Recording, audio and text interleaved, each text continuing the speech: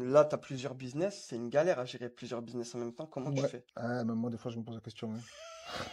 Les impôts, après, en tant qu'entrepreneur, tu as un moyen de les optimiser. Le problème, c'est qu'il faut créer des charges, mais en trouvant un juste milieu pour pas créer un abus de bien social. Ils veulent se lancer dans la food, la seule chose qu'ils voient, c'est le chiffre d'affaires. C'est le burger à 10 balles. Parce que c'est la seule chose que ton esprit te dit de calculer. Mais non, tu vas ouvrir ton business, faire de l'oseille, mais très souvent, tu crois que tu fais de l'oseille, mais t'en gagnes pas. T'en gagnes pas. Aujourd'hui, un agriculteur, quand il produit, ça lui coûte 3. Ouais. L'Amérique latine, quand il lui produit, ça lui coûte 1,5. Tu me niques, en fait, quand tu donnes le droit à ce produit à rentrer dans mon pays. On est dans un pays de crise parce qu'on a une gestion catastrophique de notre trésorerie. Notre gouvernement, on dirait un entrepreneur qui se lance. Pour moi, un des meilleurs conseils, c'est va chercher l'argent, arrête de vouloir économiser. Pense à créer plutôt qu'à vouloir économiser, tu vois. En France, pour moi, c'était très très compliqué. J'ai pas réussi à trouver d'ailleurs. Une maison, 3 chambres. Parce que, vu mon jeune âge, arabe, 4 enfants, laisse tomber, personne te loue. Ah ouais, toi, tu as Même tout si tu ramènes les meilleures fiches de paie du monde, on te louera pas. Si je devais refaire aujourd'hui ce que j'ai fait, time out, je me pose là dans la piscine et je vis comme les vieux là qu'on a vu dans les bars là, avec Petrouchka, danseuse de pole dance.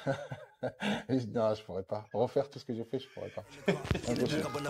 Felling me out when I'm chasing a bar with all of my dogs, like in the dark. I'ma just punish you children, what? No, banish them off, fuck. I'ma go ahead and switch this money. Underdog getting this shit, I'm right. I'm insane, you saying I'm right. Gonna go pop and jump the gun. I'ma go Phoenix like the Suns. I'ma go down and run it. D'accord, parlons business, Mike. Salut à vous les amis, en direct de Thaïlande, de Koh Samui plus précisément. Aujourd'hui, j'ai un invité qui m'a accompagné durant la foire de Canton, entrepreneur dans la restauration, dans l'immobilier, Ouais, et maintenant c'est dans ça. l'import-export. Donc Ryan, il avait pris contact avec moi pour la foire de Canton. Ça s'est super bien passé. Je l'ai rendu fou pour venir à Koh Samui. Il a tellement de connaissances à partager que j'étais obligé de te dire viens à Koh Samui. Il n'a pas hésité. D'ailleurs, ce que j'aime bien chez toi, c'est que tu fonces tout le temps. Je vais te laisser te présenter. Jusqu'à présent, j'ai été entrepreneur depuis toujours. J'ai développé, que ce soit dans le secteur immobilier ou dans le secteur de la restauration. Quand je dis la restauration, que ce soit la restauration festive ou dans la food. Le secteur immobilier, ça a été sur de l'acquisition, ce qu'on appelle marchand de biens, achat, revente ou sur le développement du foncier. Faire des acquisitions, faire des achats et faire de la location derrière, par le biais de capitalisation sur des financements. Et puis l'import-export depuis un petit moment maintenant, parce que l'import-export est quelque chose qui me plaît. Je me retrouve devant vous à parler devant une caméra, mais je l'aurais jamais imaginé le faire un jour, parce que moi et les réseaux sociaux, ça fait deux. C'est quand je me suis retrouvé à scroller un petit peu comme tout le monde, et que j'ai vu la tête à Ayoub, et que je me suis dit, putain, c'est pas possible, il y a un truc, le mec. Bon, j'étais déjà dans l'import-export, mais je me suis dit, qu'il y avait un truc à faire, quoi. C'est vrai qu'il avait une superbe idée de pouvoir expliquer tout ça. Et voilà, et en scrollant, on s'est échangé sur Insta, bam, bam, bam. On s'est rencontrés donc à la foire de Canton. D'ailleurs, t'as été fort, hein. T'as été fort sur le fait de me faire retrouver aujourd'hui devant une caméra, parce que c'est pas du tout mon truc, plutôt de nature discrète. T'as réussi à me convaincre dans le sens où partager le savoir. Moi, personnellement, on m'a rien partagé du tout. J'ai appris tout sur le tas, en tapant ma tête sur les murs, en ayant de l'expérience. Et c'est pas facile. Moi, je vais pas vous raconter des conneries dans le sens où c'est très simple de pouvoir se lancer dans l'entrepreneuriat, que ça soit dans l'import-export, la restauration, le bâtiment, ou dans le secteur automobile où j'ai été aussi pendant très longtemps. C'est pas facile, mais bon, c'est une force de caractère, c'est donné à tout le monde. Ça reste très simple quand on est de nature à pouvoir évoluer et à vouloir faire quelque chose de sa vie. On doit gagner de l'argent, certes, mais il faut pas que ça soit notre motivation première. Ouais. C'est important. Il faut que ce soit une conséquence. Soif d'aventure. C'est ça, parce qu'aujourd'hui, l'argent, c'est important, on en a tous besoin, mais c'est pas ce qui fait l'homme, donc c'est vraiment une force de caractère. Vraiment, je me répète parce que c'est important. Et c'est vraiment donné à tout le monde. Pour tous ceux qui pensent qu'ils y arriveront pas ou que c'est trop compliqué, non, moi, je veux pas décourager les gens, mais c'est dans cette complication qu'on trouve du goût, d'une part à la vie et au développement. C'est aujourd'hui que tu sois salarié, que tu souhaites rentrer dans l'entrepreneuriat, parce que tu veux évoluer personnellement, culturellement et dans ta vie, ou que tu sois déjà entrepreneur et que tu sois dans des difficultés, situation de merde, situation à la con, RSI, URSSAF, TVA, impôts, et que tu sais pas comment t'en sortir. Il faut savoir que tout ça, c'est une expérience, que moi aussi, je suis passé par là, et que je suis pas à l'abri d'y repasser de même, mais j'aurai une autre appréhension parce que j'aurais déjà... Comme tu disais, pour l'import-export, tu m'as rejoint, pourtant tu avais des connaissances. Ouais. Tu n'avais pas forcément besoin... Non, mais c'était intéressant de pouvoir le partager. Et des fois, même moi, il y a des business où je connais très bien, tu oublies certaines choses. Surtout quand tu as la tête dans le business, que tu es focus, tu n'as pas l'esprit ouvert, tu n'as pas du recul. C'est vrai que des fois, il y a des trucs qui t'échappent et tout, tu fais pas attention. Alors que quand il y a une personne qui est dans le même domaine, tu peux compléter par rapport aux infos qu'il va te donner. Ouais, après, concernant l'import-export, c'est quand même un beau métier. Moi, pourquoi ça m'a plu? On va y venir. Déjà, actuellement, dis-nous, qu'est-ce que tu fais précisément? Je suis rentré dans l'entrepreneuriat dès la majorité, dès mes 18 ans. J'ai développé le secteur automobile à grande échelle par le biais de vente auto et tout ce qui tourne autour de la carrosserie et de la mécanique. J'ai eu quand même un garage avec 200 bagnoles en moyenne en stock et on avait 24 salariés. J'ai fait ça pendant des années. En parallèle, j'ai capitalisé sur le secteur immobilier en France, tout simplement parce que nos parents nous ont appris, entre guillemets, où les gens nous disaient investir dans la pierre, c'est du sûr, c'est du sûr, c'est du sûr, et c'est ce qui te permet de faire une retraite. Dès que j'ai réussi à créer du chiffre d'affaires par le biais de mon activité du secteur automobile, je me suis permis de me présenter auprès des banques pour pouvoir emprunter dans le secteur immobilier. Il y a des fois, j'ai fait du chiffre d'affaires pour rien, hein, simplement pour pouvoir satisfaire des banques, parce que les banques se nourrissent du chiffre d'affaires que tu leur confies. Bien évidemment, il faut gagner de l'argent, mais contrairement à ce que beaucoup de gens pensent, on te demande pas de gagner des millions. Aujourd'hui, on te demande d'être un bon gestionnaire dans ton entreprise. Et un bon gestionnaire, ça veut pas dire qu'il gagne des 1 million ou des 100 000 ou des 200 000 comme beaucoup de gens peuvent dire sur les C'est ce qu'il caméras. fait avec l'argent. Comme dans ton foyer, à toi aussi, à titre perso, une banque aujourd'hui te demande d'être un bon gestionnaire. Je fais une petite parenthèse sur le côté bancaire. Beaucoup de gens pensent que le crédit est inaccessible parce que je gagne 1 500 € par mois. Faux. Aujourd'hui, tu as des gens qui gagnent 10 000 € par mois, mais si tous les mois ils finissent à moins de 3 000, c'est un mauvais gestionnaire. La banque te prête pas. Par contre, si tu gagnes 2 000 € par mois, mais que tous les mois tu finis à zéro, tu es un bon client. Contrairement aux apparences, une banque te demande pas d'avoir de l'argent, elle te demande d'être un bon gestionnaire. Pour être plus précis, tu as des cotations. On a tous des cotations bancaires, et ces cotations bancaires, elles reflètent cette bonne gestion. Tu peux avoir 100 millions de côté, entre guillemets, je dis bien, je donne des chiffres à la con, mais si tous les mois sur ton compte personnel, tu finis à découvert et avec des agios et des frais de commission, comme on les connaît tous, tu n'auras pas l'accessibilité au crédit, quoi, tout simplement. Et donc, grâce à ça, j'ai réussi à développer le secteur immobilier sur la partie locative, acheter un appartement, le louer, le rentabiliser, tu te retrouves avec 1 000 € de crédit, l'appartement, tu le loues 1 200 €. Effectivement, ça te fait pas gagner de l'argent tout de suite, c'est du long terme, 15 ans. Problématique, c'est que tu peux pas faire plus court. D'une part, les banques ne te prêtent pas en dessous de 15 ans. Aujourd'hui, j'ai entendu dire qu'ils veulent passer à 12 ans. 20 ans, 25 ans, c'est pour les primo-excédents et ton accession à ta résidence principale. Quand tu rentres dans l'investissement et que tu veux acheter un bien pour le louer, c'est 15 ans maximum. Et plus les années passent et plus ça va être de plus en plus court. Tu as investi dans l'immobilier. Premier investissement, Et ensuite,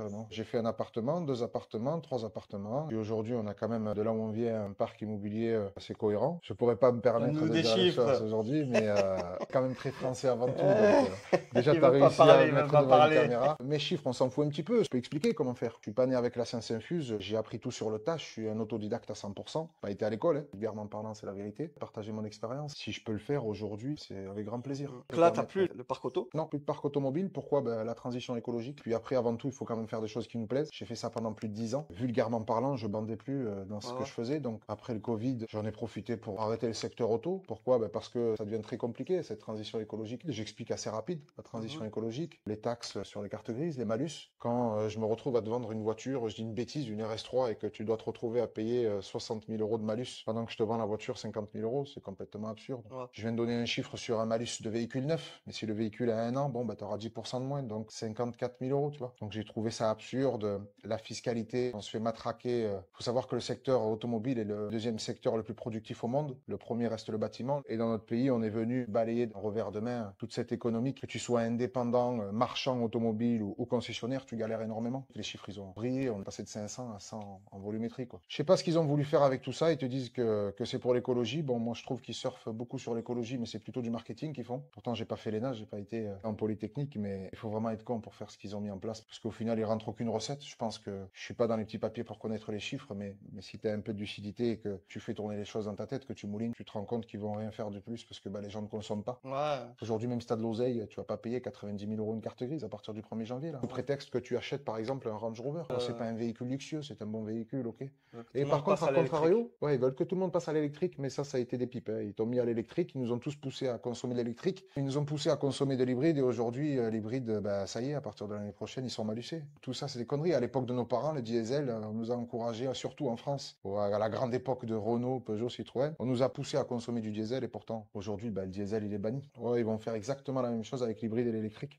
Bon, on va pas rentrer là-dedans, mais assez rapide, surtout que l'électrique, ça pollue beaucoup plus qu'une voiture normale, qu'une voiture lambda. Par rapport aux batteries. Oui. Aujourd'hui, une voiture électrique, c'est comme un iPhone. Un constructeur sort 2 modèles par an, 3 modèles par an. Si tu as un modèle de 2022, tu vas en faire quoi? Tu vas le revendre à qui? Personne n'en veut. Toi, si tu veux consommer une voiture électrique, tu vas faire quoi? Tu vas pas consommer le dernier iPhone, on est d'accord? Tu vas pas aller consommer l'iPhone 15, l'iPhone 14. Ça sert strictement à rien. Et puis l'autonomie, comme ton téléphone aussi. Moi, je donne beaucoup de ressemblance avec le téléphone parce que... L'électronique. Ouais, ton téléphone, au bout d'1 an, 2 ans, la batterie, elle déconne. Moi, je l'ai vécu. Je roulais dans des Zoé qui avaient 1 an, elles donnaient 180 km d'autonomie, et 6 mois après, elles donnaient 130 chargées à fond. Ils en parlent pas, mais ces voitures-là partent dans des pays sous-développés, entre guillemets, où la transition écologique en Europe, elle est en train de se mettre en place, comme le Portugal, la Roumanie. Même dans ces pays-là, elles se rendent compte qu'ils se font bananer, quoi. Les voitures, elles gardent 3 mois, 6 mois et elles partent à la casse. Pendant que l'espérance de vie d'une voiture thermique était 10 ans, 20 ans, 30 ans sur le modèle. Mais bon, ça, il faut les laisser faire. On est personne et on changera rien du tout là-dessus.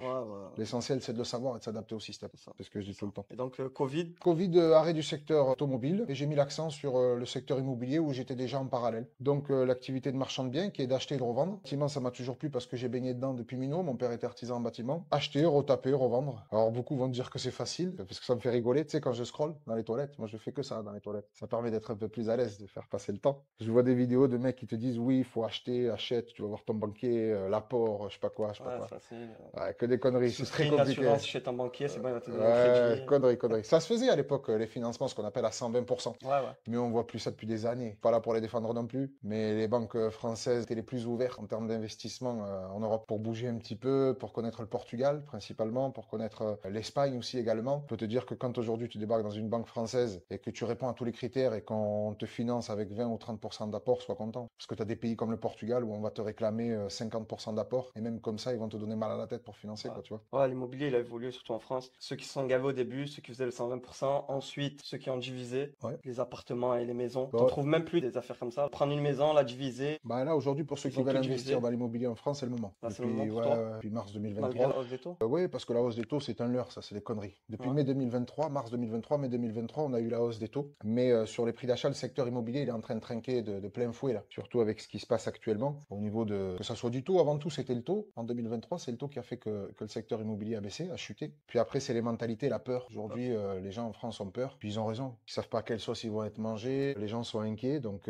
les taux baissent. Les banques recommencent à prêter, contrairement aux apparences. C'est le bon moment d'investir en France dans l'immobilier. Ouais, ça a chuté de 20 à 30% en moyenne, Ouais. suivant les villes. Du secteur de Montpellier, Nîmes, Marseille, ça a chuté, ouais, en moyenne 20 points. Oui, effectivement, c'est le moment d'acheter. Un bien qui valait, par exemple, 300 000 euros, aujourd'hui, il vaut 240 000 en Quand moyenne. tu dis c'est bien d'acheter en financement, seulement. C'est bien d'acheter qu'en financement. De toute façon, même si tu as de l'argent, il financer. Il faut faire travailler les banques. Parce qu'il y Aujourd'hui, en a par qui font exemple, pas de financement, tu vois. chacun son truc. Moi, je suis pas là pour juger celui qui fait des financements, si c'est une question de mentalité, si c'est une question de religion, si c'est une question de... Chacun fait Ce ce que je qu'il veux veut. dire dans ces cas-là, est-ce que c'est mieux quand même d'investir en France ou à l'étranger dans l'immobilier? Est-ce que la France est vraiment un pays sûr pour l'immobilier? Quand tu as l'immobilier en France, du coup, tu te retrouves pas matraqué et bloqué. C'est vraiment une bonne question. Moi, je suis en plein là-dedans actuellement. Si je te donne mon état d'esprit là-dessus, je te dirais que aujourd'hui, si tu veux développer de l'immobilier en France, il faut le faire, mais à petite échelle. Si tu veux acheter 1 ou 2, 3, 4, 5 biens, faut le faire parce que dans tous les cas, il te restera quand même quelque chose à la fin. Ouais. Mais aujourd'hui, sur d'autres pays, avec Jamais. moins de fiscalité, faut y aller à fond. Il te restera plus que ce qui te restera en France. La problématique de la fiscalité en France, c'est que tu es taxé à hauteur de 58%. C'est assez complexe. Tu vas le faire par le biais d'une SCI à l'IR, tes premiers investissements, et donc la fiscalité française, le crédit ne passe pas en charge. Si tu rentres 1000 euros de loyer et que ton crédit il est de 800, bah, ces 800 euros ne passent pas en charge. Donc ils considèrent que c'est de l'enrichissement personnel. À la fin de l'année, quand tu as rentré 12 000 euros de loyer, tu es fiscalisé sur les 12 000 euros. Pourtant, tu as payé ces 800 euros. Tu peux te retrouver à rentrer 12 000 euros par an de loyer, payer 10 000 euros de crédit, il te reste 2 000, mais à payer 4 000 euros d'impôts. D'impôts, ouais. C'est ça où on n'arrive pas à comprendre dans notre pays. Et aujourd'hui, avec ce qu'ils sont en train de faire, t'as beaucoup de gens qui fuient la France, ce qui est triste, hein, parce qu'on est un putain de pays quand même. Grâce à leur complexité qu'ils nous ont installée ces 30 dernières années, on a quand même un savoir qui fait que quand tu parles à des Américains, des Anglais, des Italiens, des Portugais, les mecs, ils pètent les plombs. Ils se disent, mais comment tu fais pour vivre dans un pays comme ça? Ouais. Oh, ben moi, C'est je trouve dommage. qu'aujourd'hui, moi, ça m'a apporté beaucoup. C'est une richesse. Ouais, c'est dommage parce que la France est vraiment un putain de pays. On a de la chance d'avoir un passeport français. Packaging, bouffe, plein de choses, plein de choses. Un pays qui est merveilleux. La France est un très bon pays. C'est La juste dommage problématique, ce qui se passe là. La problématique, c'est le gouvernement, hein, parce Ouais. qu'on a un magnifique pays, on a une capacité de dingue. On l'a démontré pendant de longues années, puisqu'on a été une belle économie, une belle puissance mondiale. Aujourd'hui, on est la risée du monde, hein, vraiment, avec les attitudes. Ouais, c'est incroyable. Mais on le voit hein, quand on va de partout, à chaque fois. Je rencontre des gens, des fournisseurs, peu importe. Ah, ils se foutent de notre gueule, hein, moi je le vois, ouais, c'est vrai. Where are you from? French. Après, je leur dis, but Ils te disent Macron, hein. Ouais, Oh! ouais. Moi, je leur dis, but I'm Morocco. Oh, Morocco, good, nice country. Quand tu leur dis des plus fouettes, Ouais, c'est vrai. ah, il va pas m'acheter, il va Ouais, pas. bah, parce qu'on est devenu Il honteux. va, c'est- il va juste me faire chier. Ouais, c'est tout à fait ça. Bah, en fait, ils veulent nous faire sortir de la crise en disant qu'il faut taxer plus. Et pourtant, Ouais. en 2008, le Portugal est sorti de la crise en baissant la fiscalité. L'Espagne. L'Espagne Récemment, également. Le récemment. meilleur exemple, c'est l'Irlande. C'est-à-dire que nous, on a l'habitude en France de prendre les autres pays en exemple quand ça va dans notre intérêt, mais les médias surtout font ça. Mais quand ils veulent pas l'entendre, ils le font pas. C'est-à-dire que l'Irlande, ils étaient en crise de je sais pas de combien de milliards aussi déficit, comme nous on l'est aujourd'hui. Ils ont baissé leur fiscalité. 15 ans après, aujourd'hui, ils regorgent de fonds propres de malades. Et nous, on vient nous expliquer qu'on va sortir de la crise où on est déjà, pour un entrepreneur, on est déjà à 80%. Ça, il faudra l'expliquer aussi. On est déjà à 80% de taxes. Aujourd'hui, quand tu gagnes 1000 euros, tu as 800 euros qui partent. C'est Ouais. quand même incroyable. Mais il faut bien le détailler pour que les gens le comprennent. Tu vois jamais ton argent. C'est ça. Ce que je dis aux gens, quand ils commencent, au début, ils me disent, ouais, mais je fais comment pour vivre, pour partir en vacances? Moi, je leur dis, mais de toute façon, au début, quand tu vas commencer, tu vas pas avoir de vacances, hein. Vaut mieux réinvestir, et un jour, sortira ton argent, et après, il y a des moyens pour, Ouais, il y a des moyens pour sortir son oseille. Ouais. J'avais vu une vidéo qui disait qu'en fait, tu t'enrichis jamais quand tu entreprends en France. Tu t'enrichis jamais parce que le système est fait pour que, le je système est crois que fait c'est pour que tu sois, Hakim qui dit ça. je sais plus, le mec qui fait les kebabs là. Ouais, Hakim Ben Othman. Il a dit une chose qui était vraiment vraie, c'est que le système français, il est pas fait pour t'enrichir Non, personnellement. que t'enrichisses le pays et que tu restes à ta C'est place. ça, c'est ça. Mais encore, si tu enrichis ton pays, mais que tout va bien, je te dis, bon, c'est pas grave. Ouais. Comme les Suédois, les Norvégiens, qui sont le deuxième et troisième pays au monde les plus taxés, on est les premiers. Mais ils ont une qualité de vie de malade. T'as pas besoin de mettre tes gamins dans le privé, ta famille est en sécurité dans les rues, tu allumes la télévision, tout va bien, l'activité, l'économie, elle est là. Pas le cas chez nous. Aujourd'hui, on se fait taxer, en plus, on est en train de crever, entre guillemets, tu vois. Donc, mais il faut pas garder ça à l'esprit. Depuis la Révolution, en France, ça a été comme ça. C'est grâce à notre persévérance qu'on y arrivera. Il faut surtout faire comprendre à notre gouvernement que c'est nous qui décidons et pas eux, quoi, tu vois. Décidant, mais surtout, ce que je veux dire aux gens, c'est Ah il bah, y a voilà, un c'est ça. système, il y a des règles du jeu, à toi de savoir jouer, pas te dire ouais, les règles du jeu elles sont comme ça, donc je joue pas. Au final, c'est toi qui seras en porte-à-faux, c'est toi qui vas rester dans la merde. C'est la vie, c'est comme ça, sauf si tu veux faire une révolution, mais même faire une révolution, ça coûte de l'argent, du temps, c'est encore plus de risques que jouer avec Révolution, le on fera pas système parce que- et entreprendre. Il y a beaucoup d'égoïsme, donc, et puis on a tellement de problématiques, ils ont réussi à nous mettre dans un train qu'on n'arrive pas à arrêter. On n'a pas le temps de sortir de tout ça pour aller manifester, parce qu'on a des responsabilités. De Ils ont ouf, très bien fait leur etc. truc. Ouais, ouais, ouais. Il faut surtout pas aller contre le système. Il faut pouvoir l'épouser. Comme une femme, il faut pouvoir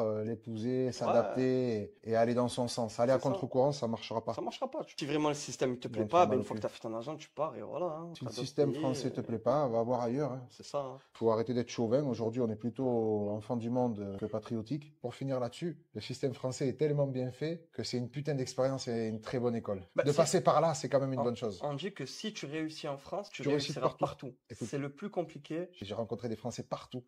Ils ont tous réussi. Ils ont tous réussi, c'est Tous, totalement tous, tout tous, simple. tous, tous, tous. Mais grâce à quoi? C'est paradoxal. Ils ont réussi grâce à ce qu'ils ont appris en Appris France. en C'est la France, bien sûr. complexité du système français. Carrément, au bout d'un moment, tu te dis, mais il y a une entourloupe. Attends, moi en France, je faisais comme ça, comme ça, comme ça. Ah ouais, et là, c'est il faut ça, juste c'est faire ça. C'est ça, c'est ça. Ah, d'accord. C'est ça, c'est ça, c'est ça, c'est ça. Mais c'est pas possible. Au Maroc, par exemple, tu as des Français, ils réussissent tous les jours. Là, ils se lancent tous au Maroc parce que c'est un très beau pays, parce que tu as une qualité de vie de malade. Un exemple con, une boulangerie. Tu ouvres une boulangerie aujourd'hui dans un village ou dans une ville en France, tu meurs. Si t'as pas un truc original, un putain de concept, même comme ça, il va être cyclique. Ouais. Tu vas mourir au bout d'un moment. Boulangerie à Marrakech, à Tanger ou à n'importe où, les gens font carton plein. Mais rien En rien Thaïlande qu'ici, aussi, j'ai vu, ouais. Samy. Le Pourtant, pain, au elles sont chocolat, pas- le pain au chocolat et le croissant et la baguette, ils le vendent plus cher qu'en France, Ensemble, avec bien une fiscalité qui est bien moindre. Les mecs, ils se gavent. Au Brésil, j'ai rencontré des Français, pareil, avec des boulangeries. Ils surfent sur le côté français, et en vendant des baguettes et des pains au chocolat, les mecs, ils se gavent. L'une des plus grosses richesses brésiliennes, c'est un Français qui a monté une chaîne de boulangerie au Brésil. Incroyable. T'imagines, le mec, il était simple boulanger en banlieue parisienne. Les Français, quand ils partent et qu'ils s'expatrient, ils réussissent. Si je pourrais donner un conseil, c'est pas s'expatrier, si t'as pas Mais goûté déjà à ce par rapport au système-là. Vraiment. boulanger, boulangerie, fromage, tout ce qui est produit français, on va dire, la fiscalité déjà elle devrait être à part pour moi, comme par exemple au Maroc où l'agriculture, zéro impôt. Tu veux dire que les produits Made in France devraient être moins chers que- La fiscalité devrait être moins lourde et les produits devraient être moins chers. Pour moi, à mon sens, vu que c'est des produits français, encouragés juste. Tu as raison, mais dans d'autres- si on rentre là-dedans, on est foutu. Ouais, hein. ouais. Dans tous les cas, on connaîtra jamais vraiment les vrais chiffres, ce qui se passe en haut. Donc on peut pas vraiment avoir un avis. Ce Ouais, sera de toujours question. faussé de toute façon. C'est ça, Hein. Faut foncer, faire sa vie. C'est ça. Parce qu'en fait, quand tu réfléchis, tu te demandes surtout si c'est pas volontaire tout ce qui se passe. C'est vraiment des cons, quoi, tu vois. Dans les deux cas, il y a un souci. On pourra rien y faire. Restons égoïstes, pensons à nous et avançons de la même manière. Ça changera rien. J'ai croisé un mec une fois, il m'a dit, Mhm. quelqu'un d'instruit, vraiment cultivé et tout, qui fait de l'argent en plus. Et moi, j'ai toujours voulu sauver le monde. Quand j'ai vu les systèmes, quand j'ai vu le peuple se faire malmener, j'ai dit, ben en fait, dans cette vie, vaut mieux être riche que être gentil, que aider les gens, tu vois. Et après, si je peux aider, j'aide. Il m'a dit, sinon, c'est impossible, tu deviens fou, tu finis en dépression. Et pour revenir sur l'entrepreneuriat, l'argent c'est bien, mais ça fait pas tout. Il faut vraiment kiffer ce que tu fais. C'est Ok. important. Et c'est la base et c'est la chose la plus importante. Est-ce C'est- que c'est tu super penses qu'une important. personne qui a jamais entrepris, qui arrive à un certain âge, comme, je sais pas, 30, 35 ans, il pourrait se lancer, Bien sûr. ou est-ce que c'est trop tard? C'est jamais trop tard. C'est jamais trop tard. Donc quand tu as 50 piges, tu veux développer, tu développes. Ouais. C'est pas trop tard pour être à ton plein potentiel plutôt. Parce que un entrepreneur qui a commencé tôt, ça veut dire qu'il a fait des erreurs tôt, il a l'expérience tôt. Comme un footballeur, par exemple. Un footballeur qui Mhm. commence à faire du foot Ah à ouais, c'est le bon 12 ans exemple, ouais. et Ouais. un footballeur qui commence à faire du foot à 25 ans. Je pense qu'on est tous comme on est et que c'est une question de caractère. Je dirais qu'il est jamais trop tard pour développer quoi que ce soit ou pour entrer dans l'entrepreneuriat, mais il est vrai que ça demande beaucoup d'énergie. Ça va demander 2 fois plus d'efforts et d'énergie. C'est ça, c'est ça. Mais bon, à 35 ans, t'es pas vieux, hein. J'ai 36 piges, mon poulet, Ouais, ouais, bien je sûr, t'es pas continue à vieux, bien développer, sûr, hein. t'es pas vieux. Mais ouais, ouais, on est fatigué. On est Ouais. fatigué, ouais, ça Surtout à fatigue. 30 ans. Ouais, ouais. Si je Moi, devais refaire aujourd'hui ce que j'ai fait, time out, je me pose là dans la piscine impossible. et je vis comme les Ah. vieux là qu'on a vu dans les bars là et je finis Ça y est. avec Petrouchka, danseuse de pole dance. Non, je pourrais pas. Refaire tout ce que j'ai fait, je pourrais pas. C'est Impossible. dur. Ouais, de fou. Puis c'était une autre époque aussi, hein. Je parle comme un vieux. Ok, là, c'est 10, 15, 20 dernières années en France, beaucoup de choses ont changé. On avait une stabilité aujourd'hui qu'on n'a pas. On espère la regagner assez rapidement. Ouais. Il faut suivre les actualités parce que la politique, beaucoup de gens n'y font pas attention. Mais alors, il faut pas boire leurs paroles non plus, hein. Ouais. Quand tu allumes BFM, tout ça, Non, ils veulent te non, marteler faire le cerveau. attention. Il y a quand même des choses vraies et il faut suivre. Ils veulent nous endormir et il faut suivre quand même cet endormissement. C'est très important. Voilà, faut suivre, mais il faut pas prendre ça avec attache ou avec des sentiments. Faut juste prendre les infos. Pourquoi je dis ça? Parce qu'à un moment, je faisais du repost TikTok. C'est quoi ça? J'avais plein de comptes pour gagner de l'argent avec la monétisation TikTok. Surtout des comptes de la politique, des infos, des médias. Et j'ai converti ça, j'ai arrêté parce que ça me mettait en dépression. Pourtant, je gagnais de l'argent. Mais à force de revoir, ça parle de politique. Ah, ils vont faire ça. Ah, ils vont faire ci. Tu deviens fou. Du coup, tu prends les mauvais choix parce que tu te dis, putain, peut-être que ça va s'effondrer, être la crise. Peut-être qu'il faut que je parte vite. Je te rejoins sur ce que tu viens de dire. Tu vois, là, derrière la caméra, tu as plein de gens qui vont regarder cette vidéo et qui sont très anxieux. En France, on est une population très anxieuse. Et là où le gouvernement, c'est des enculés, excuse-moi du terme, hein, je reste très franc et très vrai. Là où c'est des enculés, c'est d'avoir créé le doute. Créer ce doute-là fait que, ben, toi, tu vas pas acheter, tu vas pas consommer, moi, je vais pas consommer. Aujourd'hui, en France, les gens qui veulent consommer, ils consomment pas parce qu'ils ont peur. Peur d'aller investir dans un appartement, ils ont peur de changer de voiture et parce qu'ils savent pas à quelle sauce ils vont être bouffés demain. Ouais. On allume la télévision et ils te disent qu'on va rentrer en faillite. Ouais, j'ai Les gens, beaucoup ils de ont peur. personnes qui veulent pas se lancer, moi, juste parce que ils ont peur des impôts. Ouais, Ils te ouais, disent, ouais. ouais, mais les impôts, tu vois. Les impôts, après, en tant qu'entrepreneur, tu as un moyen de les optimiser. Sur le secteur immobilier, beaucoup. Sur le secteur de l'entreprise, moins. Ta TVA, c'est un argent qui n'est pas à toi. Tu dis que c'est un impôt collecté qui n'est pas à toi, mais bon, ça reste un impôt, hein, surtout Ah dans ouais. l'import-export, hein. Quand tu achètes un produit 10 euros, tu le revends 20 euros en France, quoi qu'il se passe, il est soumis à TVA, tu as 4 euros que tu as créé toi-même par ton savoir-faire. Donc moi, je considère ça comme un impôt. Les comptables te diront le contraire, c'est un impôt que tu collectes. Ça, c'est la phrase que beaucoup de gens ont entendue. La TVA, c'est un argent qui vous appartient pas, monsieur. Argent qui vous Ils ont appartient raison. pas. Mais c'est quand même toi qui l'as collecté et qui l'as créé. Peu importe. Ta fiscalité à l'IS, tu vas pas devoir y déroger non plus. Tu vas t'as pas de solution. Après, tu peux optimiser un peu en créant des charges. Le problème, c'est qu'il faut créer des charges, mais en trouvant un juste milieu pour pas créer un abus de bien social. C'est là où est toute la complexité. Tu vas acheter une caisse, tu vas faire des trucs. Faut quand même faire attention. Et puis surtout, faut déjà gagner de l'oseille avant de Bien pouvoir sûr. faire ça. Tu ouvres une boîte en créant des charges tout de suite, que tu gagnes pas d'oseille, dans tous les cas, t'es mort. Pareil, la fiscalité, elle est importante. Beaucoup de gens ouvrent des entreprises sans connaître la fiscalité et la partie Ouais, la administrative. fiscalité. Tu peux être bon dans ce que tu fais, ça représente 50% de ton bon. Ce qui est pas normal, hein, d'ailleurs, hein, Ouais, parce c'est que pas quand normal. tu parles dans les pays Bien sûr. anglo-saxons et tout, les mecs, ils sont à fond dans leur business, dans le sens où développement, ils sont bons dans ce qu'ils font, ils optimisent au maximum, ils sont dans la croissance de taré. Et quand tu leur expliques qu'en France, 50% de ton taf, il est dans l'administratif et t'as intérêt à être bon dans la fiscalité et dans l'administratif, sinon t'es mort, ils comprennent pas, mais c'est comme ça. Être entrepreneur, c'est être manager, employé pour toi-même, comptable, juriste. Aujourd'hui, beaucoup de gens fiscaliste. vont faire confiance à leurs comptables. Alors, je dis pas que les comptables, c'est des escrocs. Il y a des bons comptables, Ouais. mais aujourd'hui, la majorité des comptables, c'est n'importe quoi. J'ai parlé avec mon expert comptable. Là, ils vont sortir le logiciel de facture. Les factures, elles vont être électroniques. Toutes les factures que tu vas faire, elles vont devoir passer par l'État, par rapport à la TVA. C'est pour ça qu'ils font ça, pour éviter les fraudes. En fait, tu as une facture qui va aller chez ton client, chez ton Chez ton comptable. client, mais elle va passer avant En d'aller fait, chez ton client, tu vas émettre, quand tu vas chez ton émettre une comptable facture, et aux impôts. c'est ça. Pareil, tu as le droit de te tromper, mais quand tu vas émettre ce qu'on appelle un avoir, c'est-à-dire tu as fait une facture pour ton client, j'ai fait une facture pour toi,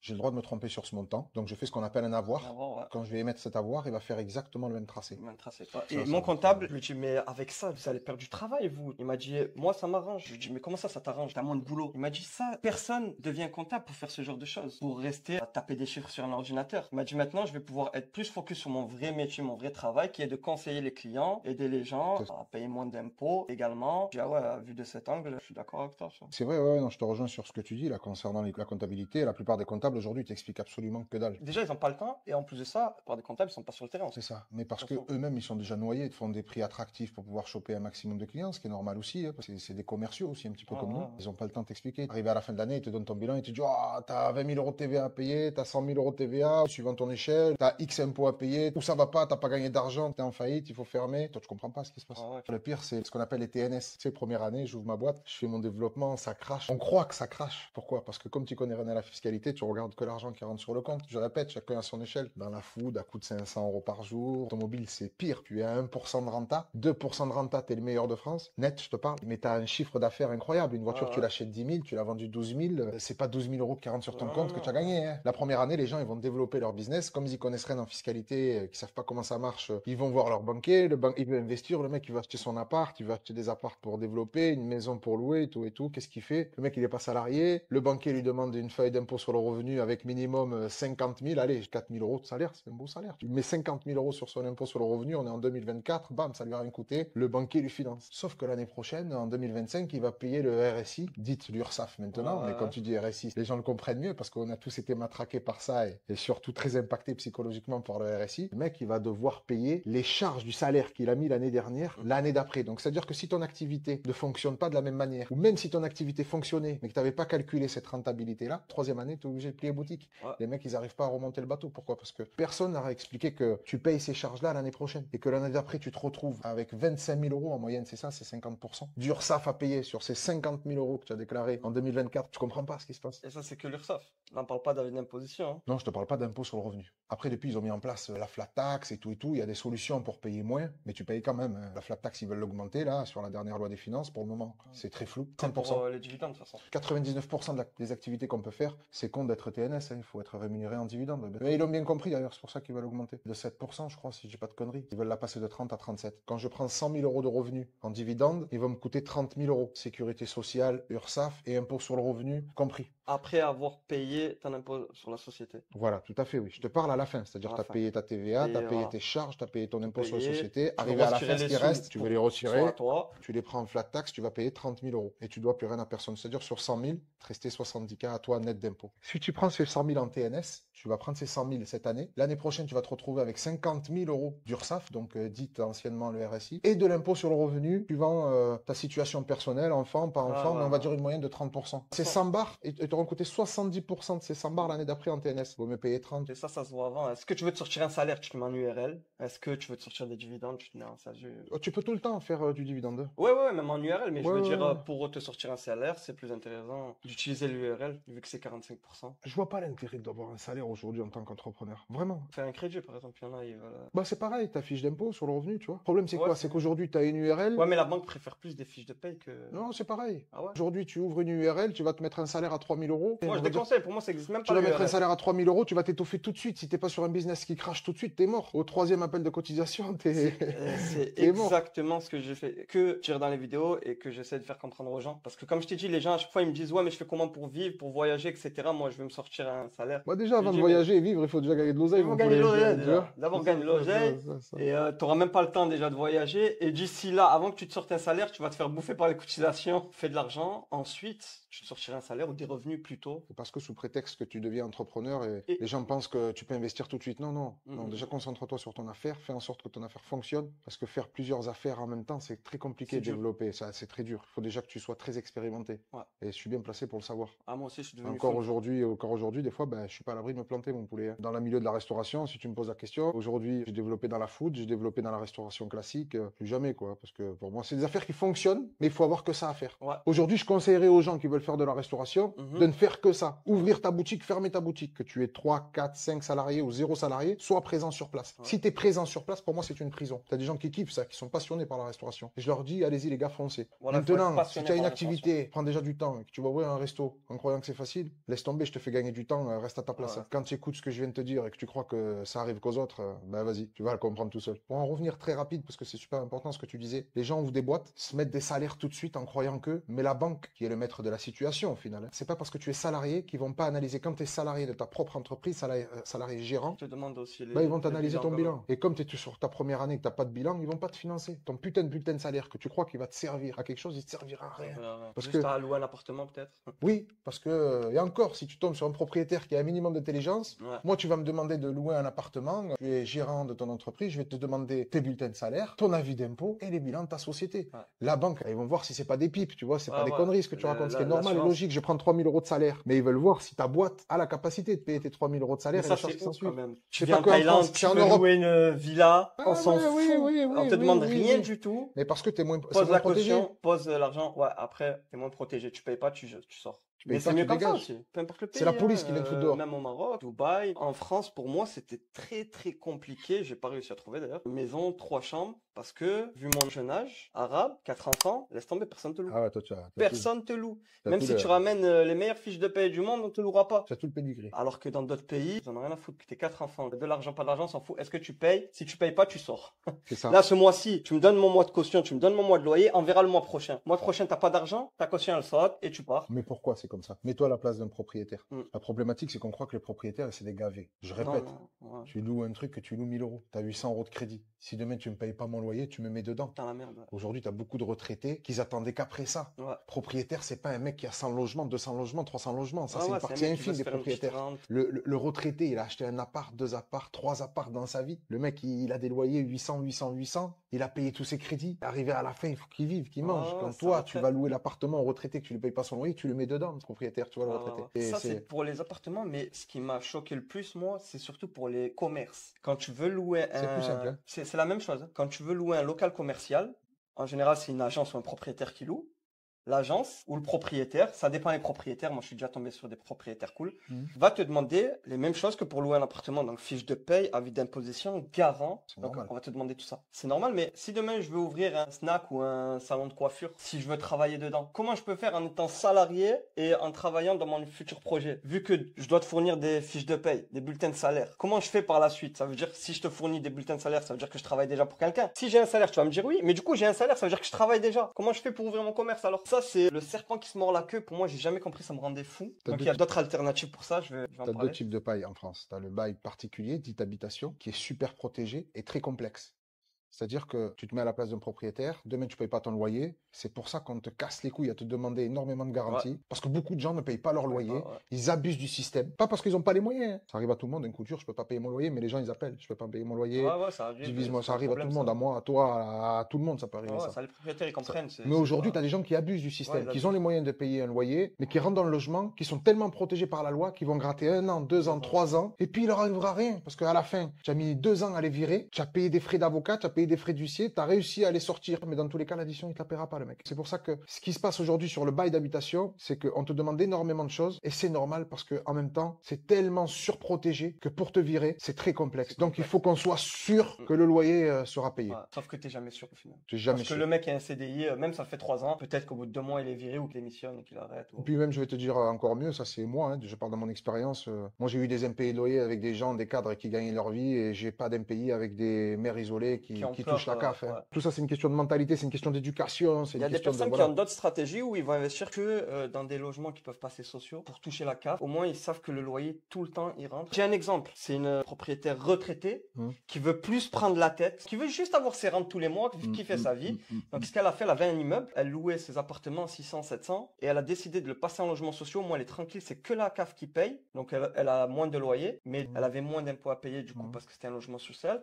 Et en plus de ça, elle avait plus de retard de loyer parce que c'était la CAF qui payait tout le temps. Et du coup, elle était tranquille, tu vois. Effectivement, tu as beaucoup de propriétaires qui choisissent des gens avec des fortes aides pour pouvoir être tranquille sur le paiement de leur loyer. Voilà. Ça, c'est vrai. C'est une philosophie, ça aussi, et c'est une mentalité. Bon, c'est une mentalité qui ne me correspond pas, mais ça correspond à beaucoup de gens. Et je la critique pas. Hein, et donc, pour revenir au local commercial, moi, ça me rendait fou, ça, parce que moi, j'ai jamais eu de fiche de... Enfin, j'ai eu quelques fiches de paie, mais j'ai toujours été entrepreneur dans ma vie, tu vois. J'ai jamais aimé travailler en tant que salarié. J'ai tenu une fois 1 an, parce que vraiment, le métier, il était à la cool. Et sinon, ça me plaît pas. Moi, je restais 3 mois, 6 mois. J'ai toujours été entrepreneur, tu vois. Donc, j'avais pas vraiment des fiches de paye et tout ça. Ce que je faisais, j'étais obligé de chercher des pépites où les gens allaient se casser la gueule ou quoi et acheter le droit au bail. J'avais pas besoin de prouver mes justificatifs. Quand tu achètes un droit au bail, tu récupères le bail, donc tu payes le mec, tu vois, t'as pas besoin de justificatif. Donc, moi, j'étais obligé de faire tout le temps comme ça, tu C'est vois. ça que je voulais te dire. Le deuxième bail, c'est le bail commercial. Il y a Voilà. plein de types de baux, mais les Voilà. principaux, donc habitation et commercial. Commercial, c'est plus simple. Aujourd'hui, en France, il est plus simple de louer un petit local commercial que de louer un appartement. Si tu achètes un droit au bail, c'est ça que je te dis. Même Mais si pas, tu passes même par pour une accéder agence à la location. ou Je pour, t'explique pourquoi. Parce que c'est beaucoup moins protégé. Demain, je te loue un local commercial. En 6 mois, si tu payes pas ton loyer, t'es t'es dehors. dehors, ouais, Voilà. voilà. C'est moins C'est moins protégé. protégé. Donc, c'est plus facile. Je dis pas que c'est simple. Je dis juste que c'est plus facile aujourd'hui de louer un local commercial que de louer. Je te parle d'un local commercial de taille petite ou moyenne, hein, ok? Pas un gros local commercial dans un putain d'emplacement où on va te demander des garanties de fou parce que ça tape à la porte pour pouvoir louer les locaux. Ouais, ouais. Mais par exemple, un snack, un petit hanout ou un truc comme ça, un 20, 30, 40, 50 mètres carrés, tu auras moins de problématiques à louer un petit local commercial sur un bail commercial parce que ça sera plus simple à te foutre dehors si tu payes pas que de louer un appartement de la même dimension. Ouais, ça c'est sûr, ça c'est sûr. Parce que moins de Mais protection. quand même, Mais c'est si le casse-couille quand local même, ouais, est ouais, nu, bien sûr. de mon expérience, j'étais obligé de tout le temps acheter des droits au Et bail. puis, tu as un truc qui est important sur les locaux commerciaux, ça se fait de plus en plus maintenant. Moi, je le fais, c'est le bail précaire. Le bail précaire, sur l'habitation, tu peux pas le mettre en place. Tu peux le mettre en place, En mais meublé les gens n'ont pas les aides. Non, le bail précaire sur l'activité commerciale. Commercial. Pas Meublé mettre un aussi, bail oui, précaire en mais meublé, meublé, tu as hein. moins d'aide au niveau Ouais. de CAF sur l'habitation. Ouais. Mais sur le pro, le bail précaire te permet d'accéder. Le bail précaire, c'est 12 mois, 24 mois, peu importe. Ouais. C'est du droit privé. C'est quelque chose qu'on fait entre moi et toi. En général, c'est un an. Ouais. Je te fais un bail de 12 mois, 10 précaires. Sur ce bail est stipulé, je te la fais rapide, que si tu respectes toutes les conditions, il se transforme automatiquement en un bail commercial de 369. Pas tout le monde fait ça. Ouais. Pas tout le monde. Moi, c'est ce que je mets en place quand il n'y a Ok. pas de garantie. Ok. Ça veut dire que je vais te louer le local, tu m'as dit ce que tu voulais, tu m'as apporté les garanties, pas de garantie. Au final, je m'en fous. Parce que si tu respectes pas, je dois quand même passer par un juge. Ouais. Mais à la fin de ce bail précaire de 12 mois, tu Ouais. dégages. Le Tu problème vois ce que je du veux bail dire précaire en tant que propriétaire, hein, c'est que tu vas filtrer beaucoup de personnes qui peut-être auraient développé un bon business, qui Ouais. vont pas vouloir. Ouais. Même si tu les rassures et que tu leur dis. Je sais pas, je te ça, rassure, hein, c'est écrit sur le bail, c'est du papier, c'est un contrat. Si le mec, il veut pas te signer un bail précaire où il est écrit que si tout se passe bien, ça se transforme automatiquement en 369, c'est que le mec, il est là pour te niquer. Si je te fais signer un bail précaire qui stipule que pendant 12 mois ou 24 mois, si tu respectes toutes les conditions de ce bail, il sera automatiquement transformé en 369. Si tu veux pas le signer, c'est que t'es pas sûr de ton business. Donc si t'es pas sûr de ton business, va t'asseoir sur ton canapé et laisse-moi tranquille. Ou c'est que t'es là pour me niquer. Les mecs, ils te disent non, non, moi je veux pas signer ça parce que c'est un bail précaire, c'est des pipes. Les mecs, ils sont pas sûrs de ce qu'ils vont développer, c'est tout. Donc, c'est pas à moi de trinquer en tant que propriétaire. C'est pour ça que c'est important. Mais ce qu'il faut retenir, plus simple de louer un local commercial que d'une habitation. Et puis aujourd'hui, il faut pas tirer, je veux pas défendre quiconque, hein, mais il faut comprendre le système parce que c'est important. Et si les propriétaires aujourd'hui cassent les couilles pour louer un appartement ou un logement, c'est simplement parce que t'en as beaucoup qui font de la merde et qui respectent pas. C'est pas parce qu'ils sont propriétaires qu'ils sont millionnaires ou qu'ils ont de Ouais, l'oseille. c'est rien. C'est tout. C'est juste des gens, très souvent, et la majorité, c'est ça, qui ont posé leurs couilles à la banque, qui se sont portés caution pour quelque chose, qu'ils ont voulu capitaliser pour leur retraite, c'est tout. Des gens comme toi et moi. Ouais. Donc là, déjà, merci pour toutes ces infos, Ryan. J'avais une petite série de questions à te poser. Ouais.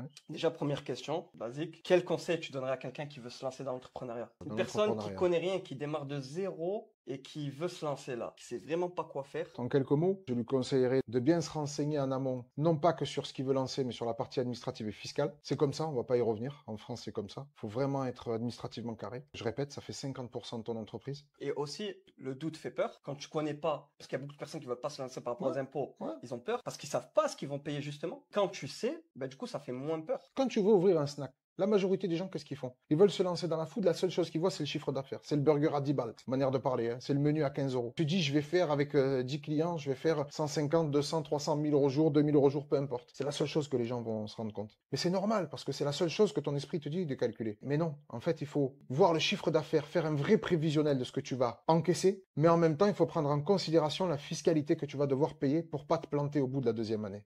Tu vas ouvrir ton business, faire de l'oseille, mais très souvent tu crois que tu fais de l'oseille, mais t'en gagnes pas. On gagne pas. D'ailleurs, la Mm. plupart des anciens qui travaillaient dans le bâtiment, qui ont créé des sociétés dans le bâtiment, ils ouvraient 3 ans. À l'époque, la plupart, ils ouvraient en micro-entreprise, acre, 3 ans, je ferme, j'ouvre sous le nom de quelqu'un d'autre, etc. Donc, ils avaient jamais vraiment un projet solide. C'était tout le temps dans le bâtiment, avec une carte de visite, etc. Mais leur structure était jamais solide. Pourquoi? Parce qu'on les a toujours mal conseillés. À la fin, ils se faisaient tuer par les impôts. Ils étaient obligés de déposer le bilan et essayer de faire que du black et s'en sortir comme ça. En fait, à l'époque, tu parles à l'époque de nos parents ou les Nos anciens. parents, voilà. Ouais. Il n'y avait pas de flat tax. Ce qui les tuait, c'était pas l'impôt dans le sens bon du terme. Ouais. Parce que comme ils gagnaient pas d'argent sur les bilans, ils payaient pas d'impôts. Ce qui tuait les anciens, et c'était ce putain d'RSI. RSI, ouais. Les anciens, ils y comprenaient rien. Leur comprenaient comptable rien. leur expliquait rien. Hein. Je reviens là-dessus. Ils mettaient 50 000, 100 000 sur la feuille d'impôt sur le revenu pour pouvoir aller chercher du crédit, lever un petit peu de dette à la banque. Et les Ouais, pauvres, voilà. ils se retrouvaient avec du RSI l'année Le d'après. RSI, ouais. Ou même sans pouvoir lever de la dette, Ouais. ils déclaraient des impôts sur le revenu. Ils se retrouvaient avec un putain d'RSI d'enculé l'année d'après Malade. et ils comprenaient pas. Ouais. Moi, j'ai vu beaucoup commencer avec la micro, dépasser le chiffre, se retrouver en entreprise individuelle, se faire tuer, déposer le bilan. Et puis c'était moins démocratisé, hein. Les anciens ouvraient beaucoup en entreprise individuelle. Là où après la SARL et le URL commençaient à se mettre en place et beaucoup les gens parce qu'on commençaient à les en parler. conseillait d'ouvrir ça aussi. C'est ça. Mais C'est ça ça, le existait truc. depuis toujours en fait. C'est juste que les C'est- comptables faisaient pas leur taf. Après est venue la SA, la SAS, tout ça. Mais même si beaucoup de gens ne savent pas de quoi ils parlent, beaucoup de monde en parle. Et cherche au moins à se renseigner pour savoir quelle forme juridique je dois ouvrir ma boîte. Mais l'entreprise individuelle, aujourd'hui, ça se fait plus trop. C'est très dangereux. Tu disais, ouvrir une boîte, y garder 3 ans, là, ils baisaient le système. Ce que je déconseille de faire, parce que qu'il faut, c'est l'épouser. Je reviens là-dessus aussi. L'épouser, s'adapter au système. Ouais. Il y a des lois et tout en respectant tout ça, tu peux te permettre d'optimiser, de faire en sorte de pas le baiser parce qu'il te tape tellement dessus, il te tape tellement fort que vraiment ça vaut pas le coup. Donc toi, première chose à faire, c'est Celui comprendre qui le veut se lancer système et dans la le business, fiscalité. s'intéresser à du son pays. business, s'intéresser à ce qu'il veut faire, mais que ça soit en France ou ailleurs, surtout s'asseoir chez un comptable, demander à des gens comme moi, des gens comme toi, des gens qui savent, donc analyser par exemple ce qu'un gars comme moi peut Ouais, dire. ouais, ouais, Et ouais. interroger le comptable pour savoir si c'est vrai, pas vrai, est-ce que Ryan il a dit des conneries, pas des Ouais. conneries. S'intéresser vraiment à la fiscalité, à l'administratif. C'est très très important. Et beaucoup de courage. Courage parce et que persévérance. il faut du courage. Hein. Et puis c'est dans les complications que la vie a du goût. Pour moi, un des meilleurs conseils, c'est va chercher l'argent, arrête de vouloir économiser. Pense à créer plutôt qu'à vouloir économiser, tu vois. Pense à rapporter de l'argent plutôt qu'à vouloir économiser. Beaucoup de personnes, ils veulent pas, ils préfèrent économiser plutôt que prendre des risques et continuer à vouloir faire plus, plus, plus. Et c'est là où tu peux te planter et rester à ta place pour moi. Je comprends ce que tu veux dire, mais après, il faut tout pour faire un monde. Ce que tu souhaites, ce que tu fais dans ton quotidien, c'est d'encourager les gens à rentrer dans l'entrepreneuriat et tu fais bien.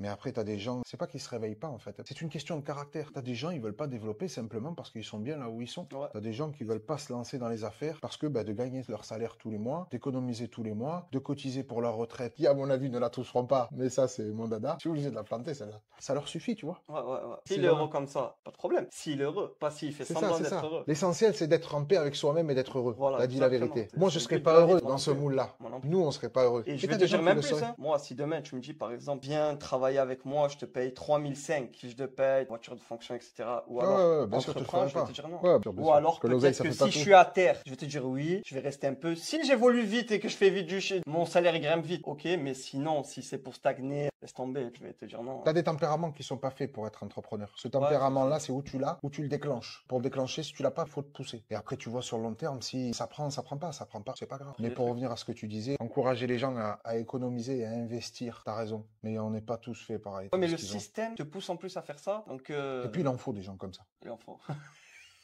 Il en faut, bah ouais. Ah ouais, il en faut. On est l'un des pays qui épargne le plus au monde. Ouais. Ils veulent prendre tout ce qu'il y a sur les livrets A et tout, hein. Il explique pas correctement. Là, par exemple, sur les réseaux sociaux, le scroll, au fameux endroit. Au bureau. On est à 3000 milliards de dettes. Tu vois maintenant qu'ils disent qu'ils veulent prendre l'épargne des Français pour payer cette dette-là. En fait, ce qu'ils veulent surtout, c'est se servir de cette épargne-là. Les chiffres qui ont été sortis, c'est qu'on a 3000 milliards de dettes, mais on est parmi les pays qui épargnent le plus au monde. On a 3000 milliards de dettes, mais on regorge de 6000 milliards d'épargne. Ce qui veut dire que l'épargne des Français représente 2 fois la dette fois, ouais. actuelle du pays. Mais l'idée, elle est pas mauvaise. Aujourd'hui, ton épargne, elle part sur des marchés, dans des assurances-vie, elle part de partout dans le monde. Ils veulent se servir de cette épargne-là pour pouvoir financer cette dette-là. En fait, ce qu'ils veulent, c'est que cette épargne-là, bien évidemment qu'elle sera moins rémunérée que des investissements à risque. C'est mon point de vue, attention. Hein. Mais je trouve que c'est un acte patriotique. Demain, s'ils mettent ça en place, de le faire. Parce que si j'ai 10 000, 5 000, 100 000, 1 million de côté, que je le place plutôt à financer la dette publique française que à financer des investissements dans des pays développés, dans des pays qui nous rapportent finalement rien à la France. Ce qu'ils veulent faire, c'est donc, pour résumer en gros, se servir de l'épargne des Français pour financer la dette publique. Et ton épargne, au lieu d'être rémunérée à X, elle sera rémunérée moindre. Il y a un pays qui fait ça, il y en a plein, mais le Japon, leur dette, elle leur appartient. Elle appartient aux Japonais. Nous, la problématique qu'on a en France aujourd'hui, pour que ça fasse simple, c'est que la dette qu'on a, elle appartient au marché financier. Aujourd'hui, l'État français est tenu par les couilles. Parce qu'ils l'ont bien voulu, parce qu'ils ont mal géré, parce qu'ils se foutent de notre gueule, je te l'accorde, mais peu importe. On est tenu par les couilles, par les banques. Et c'est eux qui décident de comment est géré notre pays ou pas, en fait. On est tenu par les couilles, par les banques, et par l'Europe, mais surtout par la banque. Mais si cette dette, demain, elle nous appartenait par le biais de cette épargne à nous, les choses seraient totalement différentes. Ce que l'on voit aujourd'hui, je ne sais pas s'ils le mettront en place, mais les Japonais aujourd'hui, ils sont endettés et leurs dettes leur appartiennent à eux. Ils sont pas comme la Grèce, comme le Portugal, comme l'Irlande, comme l'Espagne, comme beaucoup de pays en Europe. Ils sont pas pendus par les couilles à se dire que si le marché financier décide de décoter la France, eh bien on rentre en faillite parce que le taux d'intérêt est plus haut. Parce que là, on a dépassé la Grèce, là. On emprunte plus cher que la Grèce. Ouais. C'est incroyable. Ben, le dernier pays à avoir emprunté en ce taux-là, c'était la Grèce et la Grèce est rentrée en faillite. Parce qu'ils n'arrivaient pas à collecter l'impôt correctement. Les Grecs, c'était pas des tordus, c'était pire que des tordus. Nous, on a quand même un système qui fait que l'impôt rentre. Mais cet impôt, au lieu de le développer dans la croissance du pays, il va dans des intérêts pour payer les marchés financiers. Quoi. Voilà. La Grèce, il y a eu un délire aussi, ils ont donné trop de crédit pour rien, comme aux États-Unis à un moment. Ouais, le Comme la subprimes. crise de 2008. Ouais, le subprimes. La Grèce, Elle a eu le ça aussi, Portugal, hein. l'Espagne, c'était le subprimes. Voilà. Le taux variable, ça n'existe pas en France. Ça se fait très très peu. Au Portugal, ils ne connaissent que ça, par exemple. En Espagne, ils ne connaissaient que ça. Maintenant, il y a beaucoup de taux fixes. Au Portugal, ils ne veulent pas en entendre parler. Le taux variable, c'est aujourd'hui, j'emprunte le taux de la banque, je dis une bêtise, 1%, plus Euribor. Si tu as une inflation du taux, ta mensualité, elle peut passer de 500 à 1005 rapidement. Ce qui s'est passé derrière ces derniers temps au Portugal et en Espagne. Mais l'État a fait le nécessaire. L'État a réagi. Des pays soi-disant sous-développés. Et aujourd'hui, ils ont des meilleures réactions que nous. C'est une honte, mais c'est pas grave. C'est comme ça, on va pas se battre. Mais la crise qu'il y a eu sur ces pays-là à l'époque, 2007, 2008, 2009, 2010, ça n'a rien à voir avec ce qui se passe chez nous. Nous, aujourd'hui, en France, on est dans un pays de crise parce qu'on a une gestion catastrophique de notre trésorerie. Notre gouvernement, on dirait d'entrepreneurs qui se lancent. Les mecs, ils sont là, ils sont rentrés au gouvernement, bam, bam, bam, ils ont fait des putains de salaires et ils assument pas. Aujourd'hui, on n'a pas de quoi assumer tout ce qu'ils ont fait. C'est ça la problématique. C'est pas une crise de subprimes. Aujourd'hui, c'est une mauvaise gestion budgétaire de ce que ramasse l'État français et de ce que l'on paye, nous tous, en tant que bons contribuables. Et surtout qu'on produit pas grand-chose. On pourrait produire beaucoup plus de choses. Effectivement, la mondialisation en France, on s'est pas protégé. Aujourd'hui, l'élection de Trump, tu les as vus comment ils sont étranglés. Ils ont raison. Aujourd'hui, ils ont des contraintes de fou, une fiscalité de fou, et on va laisser importer. Je dis rien contre l'Amérique latine, bien au contraire, c'est un continent que j'apprécie beaucoup. Pas la fiscalité de ouf qu'ils ont, c'est le prix que va leur racheter les grands groupes qui les tuent. Pas de marge dessus. Les agriculteurs, ils ont un problème, c'est qu'aujourd'hui, leur prix agricole, elle est pas ouf. Il y a des avantages, il y a plein d'avantages et tout. Pour la faire courte, c'est un prix de revient. Je dis une bêtise, j'ai pas les chiffres exacts. Aujourd'hui, un agriculteur, quand il produit, ça lui coûte 3. Ouais. L'Amérique latine, quand il lui produit, ça lui coûte 1,5. Parce qu'il n'a pas la même fiscalité en Argentine ou au Brésil et qu'il n'a pas les mêmes contraintes, principalement écologiques, antibiotiques, ceci, cela. Ils disent, bon, que ce qui se fait en Amérique latine, je sais pas, je suis personne pour juger que c'est de la merde. Donc, l'animal pousse plus rapidement, donc plus de rentabilité et tout. Et en France, qui est le pays où il y a le plus d'agriculture en Europe, là, c'est interdit. Si tu m'interdis de faire ça, et qu'en plus de ça, j'ai une pression fiscale qui ne correspond pas et qui n'est pas la même chose qu'en Argentine et au Brésil, tu me niques, en fait, quand tu donnes le droit à ce produit à rentrer dans mon pays. Tu es en train de me niquer. Il est normal que le consommateur final va consommer le moins cher et puis c'est tout. Les gens ils vont te dire, oui, moi, dès que je peux consommer français, mais les gens, ils vont aller sur le moins cher. Et ils ont raison. On voudrait tous consommer français. Ouais. Mais ça coûte une couille.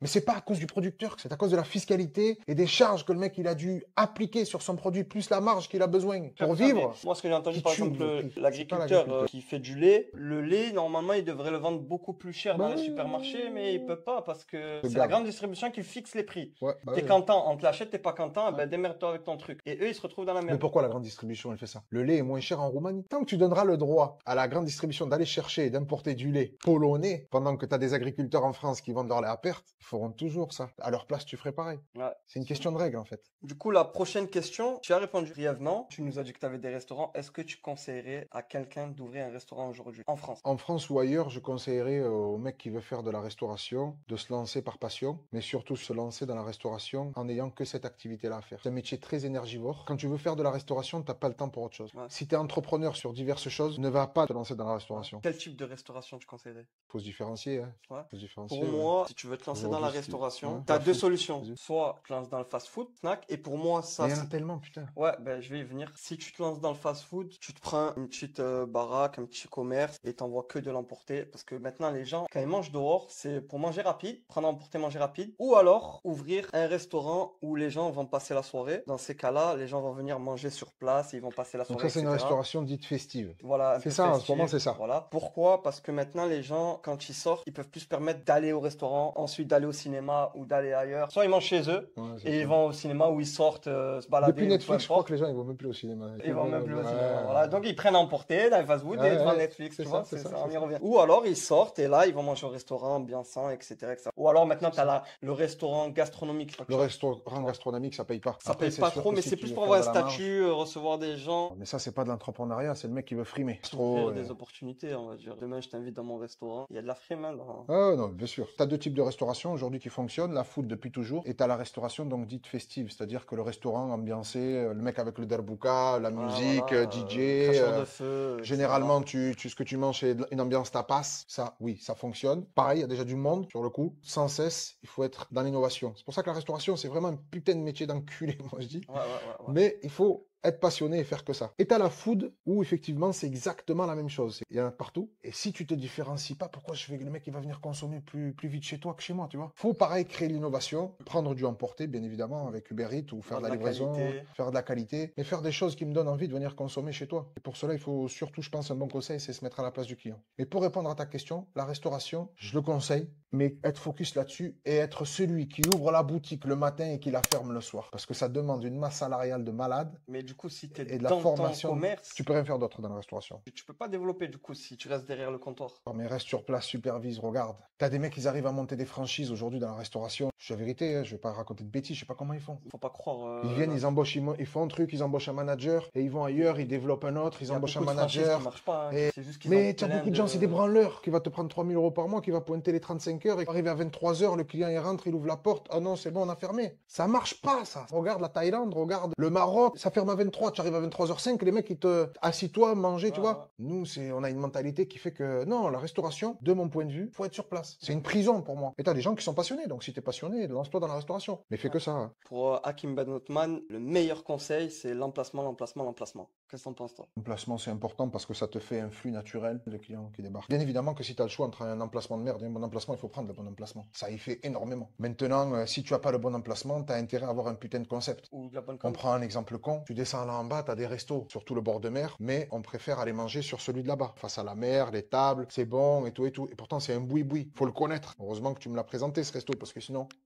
je ne le connaîtrais pas. Ce que je veux dire dans tout ça, c'est que l'emplacement, c'est super important, c'est vrai, pour un flux naturel de clients. Mais après, si ton concept, il est bon, même au fond d'une ruelle, les gens ils viendront consommer. Ça dépend de ton concept, ça dépend ce que tu vas faire. Si tu lances une dark kitchen, t'as pas besoin d'emplacement. Mais avec l'argent que tu aurais mis pour avoir un bon emplacement, tu peux le mettre dans la communication et faire connaître ton truc. Ça dépend de ce que tu vas faire. Si tu fais un truc dans un bon emplacement, mais que tu as un concept de restauration rapide qui fait que le visuel, le marketing fait que c'est impactant, les gens ils passent, ils tournent leur tête et que tu fais de la volumétrie, ouais, le bon emplacement est bon. Mais après, si tu fais du qualitatif vraiment à 100% de l'accompagnement aux clients, passer du temps avec les clients, discuter du relationnel et tout, ton bon emplacement, il te servira. Pas que ça servira à rien, mais tu vas te taper un loyer d'enculé et si tu veux faire du relationnel, c'est pas top. Donc si tu veux ouvrir un restaurant...